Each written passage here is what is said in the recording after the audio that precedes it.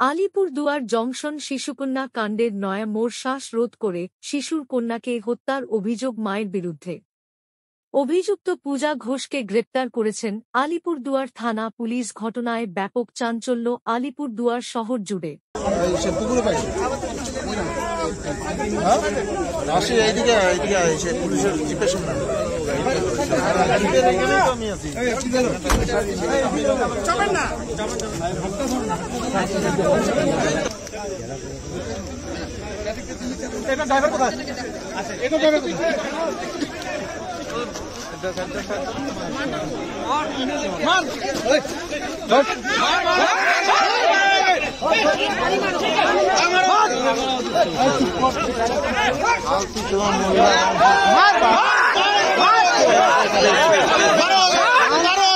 একদম নাটক হবে না।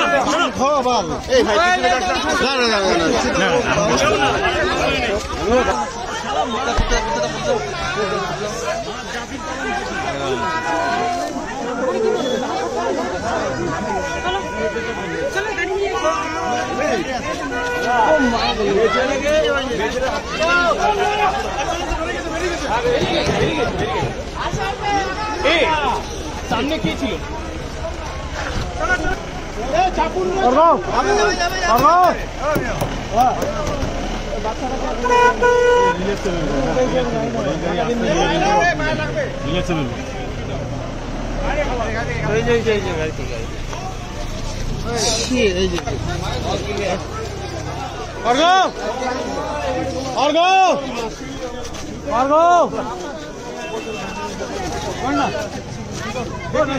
কি বলবেন এরকম ঘটনা?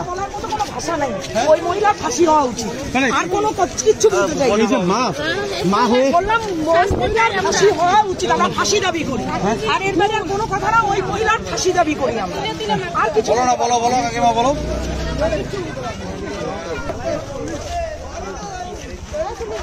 ওই রাখি কার্তিক দা দাঁড়াও, যেতে পারবো না।